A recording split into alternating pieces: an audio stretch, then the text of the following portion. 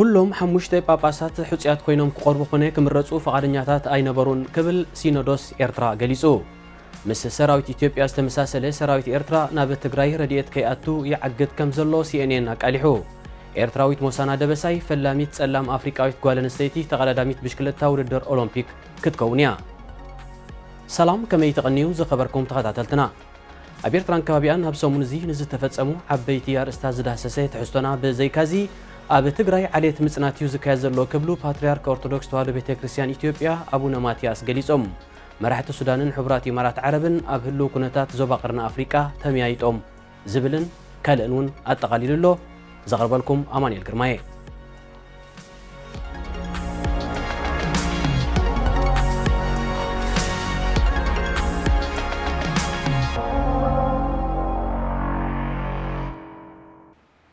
ሲኖዶስ ኦርቶዶክስ ተዋህዶ ቤተክርስቲያን ኤርትራ ሓሙሻይ ፓትርያርክ መሪጹ እቲ መሳርሒ ፖለቲካ ናይቲ ኣብ ስልጣን ዘሎ ስርዓት እዩ ዝበሃል ሲኖዶስ ብ13 ግንቦት ኣብ መርበብ ሓበሬቱ ልሳን ተዋህዶ ኣብ ዘርግሑ መግለጺ ኩሎም ሓሙሽተ ጳጳሳት ሕጽያት ኮይኖም ክቆርቡ ኾነ ክምረጹ ፈቃደኛታት እኳ እንተዘይነበሩ ስለ ቤተክርስቲያን ክብሉ ሕጽያት ኮይኖም ከም ዝቐረቡ ይጠቒሱ ካብቶም ብቅዱስ ሲኖዶስ ተዋህቡ 81 መረጽቲ እቶም 73 ህላዊኦም ተረጋጊጹ ኣብቲ ምርጫ ከም ዝተሳተፉ ዘመልከተት መግለጺ እቶም ዝተረፉ 8 ግና ስለምንታይ ኣብቲ ምርጫ ከም ዘይተሳተፉ ይሓበረን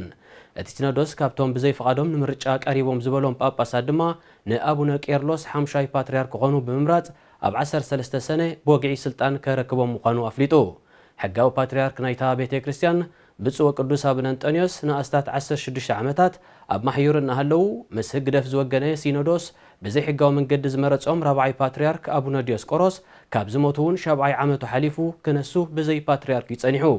ቀኖናዊ መንበረ ጵጵስና አህጉረ ስብከታት ሰሜን አሜሪካ ኤሮጳን ማእከላይ ምብራቕን ኣቐዲሙ ኣብ ዘውፅኦ መግለጺ ብዘይ ቀኖናዊ ኣቦ ን16 ዓመታት ዘኽቲሞም ንህዝብን ቤተክርስቲያንን ተዋህዶን ኣብ ምብትታን ኣብፂሖማ ዘለዉ ጳጳሳት ንኹሉ ሰናይ ምኽርን መንፈሳዊ ጻውዒትን ሸልል ብምባል ዘይሕጋዊ ሓምሻይ ፓትርያርክ ንምሻም ክገብሮ ዝጸንሐ ምንቅስቓስ ኮኒኑ እዩ ምስ ሰራዊት ኢትዮጵያ ዝተመሳሰለ ሰራዊት ኤርትራ ናብ ትግራይ ህጹጽ ረድኤት ከይባጻሕ ይዓግድ ከም ዘሎ ሲኤንኤን ኣቃሊሑ እቲ ሓደ ካብ ዓበይቲ መደበራት ቴሌቪዥን ዓለም ዝኾነ ሲኤንኤን ኣብ 21 ሚያዝያ ኣብ ትግራይ ከተማ ኣኽሱምን ከባቢኣን ብምብጻሕ ኣብ ዘካየዶ ጸብጻብ ሰራዊት ኤርትራ ካብ ትግራይ ክወጽእ ምዃኑ ካብ ዝተነግረሉ ንድሓር ጥራይ ሰለማውያን ሰባት ይቐትልን የቑስልን ደቂ ኣንስትዮ ይዕምጽ ከምኡ ድማ ካልእ ግፍዕታት ይፍጽም ከም ዘሎ ገሊጹ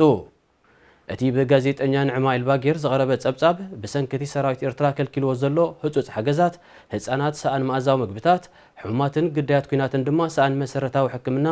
ይሳቀዩን ምህላዎም ኣብ ኣኽሱም ንዝርከብ ሆስፒታል ብምውካስ ጠቒሱ ኤሪትራዊት ሞሳና ደበሳይ ፈላሚት ጸላም አፍሪካዊት ጓል ኣንስተይቲ ተቀዳዳሚት ብሽክለታ ውድድር ኦሎምፒክ ብምዃን ስማ ኣብ መዝገብ ታሪኽ ከተስፍርያ እዛ ጓል 27 ዓመት ኤርትራዊት መንእሰይ ነዚ ታሪኽ እዚ ከተመዝግብ ምዃና ዝግለጽ ዘሎ ካብ 23 ሓምለ ክሳብ 8 ነሓሴ ኣብ ኦሎምፒክ ቶኪዮ 2021 ንምስታፍ ኣብ ጀርመን ምስ ክለብ ባይክ ኤድ ልምምድ ኣብ ተካይደሉ ዘላ እዋን እዩ ሞሳናን ሓዋ መኽሰብን ኣብ ወርሒ መጋቢት 2019 ኣብ ኢትዮጵያ ከተማ ባህር ዳር ኣብ ዝተኻየደ መበል 15 ውድድር ሻምፒዮን ኣፍሪቃ ኣብ ዝተሰላሰለ ቅድድም ጽርግያ ከካብ ጾቶም ቀዳሞት ኮይኖም ድሕሪ ምዕዋቶም ኣብቲ ካብ 24 ሓምለ ክሳብ 9 ነሓሴ 2020 ኣብ ቶኪዮ ክካየድ ተወጢኑ ዝነበረ መበል 32 ውድድር ኦሎምፒክ ክሳተፉ ምዃኖም ተሓቢሩ እንተኾነ እቲ ውድድር ብሰንኪ ለበዳ ኮሮና ቫይረስ ብሓደ ዓመት ተናዊሑ ሞሳናን ምስ ጀርመናዊት ክለብ ባይክ ኤድ ዝቀዳደም ዘሎ ሓዋ መኽሰብን ኣብዚ ናይ 2021 ኦሎምፒክ ክልተ ኣብ ቅድድም ብሽክለታ ዝወዳደሩ ኣንጻር ጾታ ኣሕዋት ብምዃን ካልእ ታሪኽ እውን ከመዝግቡ እዮም ኣብ ርእሲ እዚ መኽሰብ ደበሳይ ካብ ክለብ ባይክ ኤድ ናይ መጀመርያ ተሳታፊ ውድድር ኦሎምፒክ ንምዃን ክበቂዑ ሰለስተ ግዜ ሻምፒዮን ቅድድም ብሽክለታ ደቂ ኣንስትዮ ኤርትራ ዝኾነት ሞሳና ደበሳይ ካብ 2018 ክሳብ 2019 ማልያ ኢጣልያዊት ክለብ ሰርቬቶ ለቢሳ በደረጃ ፕሮፌሽናል ዝተወዳደረት ናይ መጀመርያ ኤርትራዊት ጓል ኣንስተይቲ እያ ኣብ ስዊዘርላንድ ዕቑባ ንምሕታት ኣብ ጊዜያዊ መጽንሒታት ዝርከቡ ስደተኛታት ኣብ ልዕሊኦም ሓይሊ ዝተሓወሶ ዓመፅን ኣካላዊ ጎነፅን ዝርከቦ ዝተፈላለየ ምክያስ መሰላት ክካየድ ከም ፀንሐ ማዕከን ዜና RTS ኣብ ዘካየደቶ መርመራዊ ጸብጻብ ኣቃሊዓ حتى عقبة كأنجر تباهلو بفدرالو منجستي أبزقومة شدشت مأكلات اتبدلات عمتسن بتوم كم أبالات حلوان تان كوينهم بناي بحتي كوبانياتات زيت غصرو سرحتنياتات كم زيت تفت أميو تجلسو بمسرة تقريب زلة أب اتوم أبالات تتا أبتو مأكلات تتا كسفنوس تغصرو كنسوم زيت فلالي مخنياتات النا تتغمو قبل علي حتى عقبة كم مهرمتي جونت مقطعتي أب كونتينر مأسر زلفان كال أكلون سنة أمرون بدلات يوم أوريدوم أب كل تشحن عسران تراي بدمر أستاشحن حموشن بيتن حتى تعقبة بدل كم زبطهم زقلت زتا فلالية رعنات ناب فدرالو منجستي أغربهم فدرالو منجست سويسرلاند أب لعلة تفتسي مستباهلة بدلات مصراي أب زكايدلو زلو أوان أب سلسة مأكلات سرحو زنبرو 14 سراحتنياتات بو نبو كاب سراح سوكيبو فدرالو منجست سويسرلاند أبتن حتى تعقبة كتأنا قدا تبايلن أب كل تشحن 19 زقوما شدشت مأكلات أب كل تشحن عسران تراي نحلوان تأتن أستات 59 مليون يورو وصاي كم زقبره يقلت أهجراوي مع كان قلعو ويونيسيف بزلقسو حجز أستاذ 310 شهر تراوان قلعو مسرتاوي كتابة كرخ بيوم يونيسيف نتي أستاذ 1.3 مليون دوز ويدما أستاذ 7300 كيلوغرام زمزن هيوت زاد حنزبلو أقداسي كتابتات بعسران شعاتن ميازيا بفليت نفاريتنا بسمرا كم زأتو أرقاقيتو اتي أكال حبرات هاجرا زغنة تكال أبز حالف عمت أو ورحت ميازيان تحساسن كل التأوانات تمساسالي كتابتات ناب إرتراب مأتو هيوت قلعو أم مدحن لعلا بركتو يقبر كم زلو تغيسو يونيسيف كاب كل تشن 14 ناتحيزو تصر نفيو تصر بوليو تصر عباي سعل تصر ويبو تصر تختختان كالن نقلعو كاموتن سنكلنا نزدحن كتابتات ناب إرترا نمبصح فولي مدب سريعو كنكساقت صنيحيو أبز حالف عمت بو حدي مأزاو مقبتات نستطقعو أستات 27 شعير تراوان قلعو ناي مقبن فيتامين حجز بمقبر كم زت تخناخنوم أبز غربو تصب مقلاتو يذكر أبرز يونيسيف أب عمتي كل تشين عسران نلعلي 109 شح قلعو فيتامين إيه كبن كله بحمام وتساعات نستطقعو أستات 5 شح قلعون حكم الناورديت جيرو أب تجري زكاية زلو كينات الناس أنكرياب زمتسألو زلو أوان منجستي إثيوبيا نجيزياوي أما حدار نايتكلل كم زغيرو تجلسو أب 4 حدار كل تشين عسران دحر استولعو كينات هو واحد كاب كتماتات سحيبو أب برخاتات دحر معرادو منجستي إثيوبيا نتي بهزبي استمرت بريزيدنت نايتي كلل زنبره دكتور دبرتسيان جبر ميكائيل متكا ندكتور نجاملو كم جيزياوي أما حداري كم شمو يذكر دكتور مول نجا بتستمدبل لصفحي شدش توارح كيملأ أبز حلف سمون بدكتور أبراهام بلاي كم ستكه منجستاو مع كنزين أفليتو منجستي إثيوبيا أب تجري تنكر كينات أبز كايدلو زلوان نجيزياوي أما حداري بهزوت زغير له مخنيات آيفلتن يهون بر دكتور مول نجا بعلو مزنتو كم زحدقه يزرب كبرات تعزبتي ناي سومنزي عبيت فصاميتات إيرتران كبابيان زدهسست حستنا أي تزازمن كن ملسينا مسانا صنحو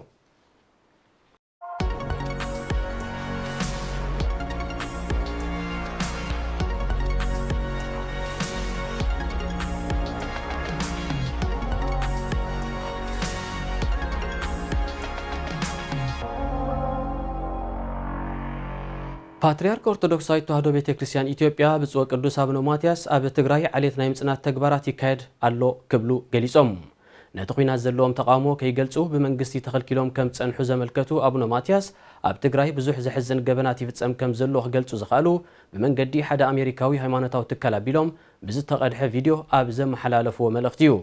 ካብ 2013 ሒዞም ፓትርያርክ ኦርቶዶክስ ተዋህዶ ቤተክርስቲያን ኢትዮጵያ ዘለው አቡነ ማቲያስ ነዚ መልእኽቲ በከምዚ ያገባበ ከም መሓላልፉ ዘገደዶም ምኽንያት ዓለም ኣብ ትግራይ ዝካየድ ዘሎ ኩናት እቲ ሓቂ ክትፈልጥ ስለ ዘለዋ ምዃኑ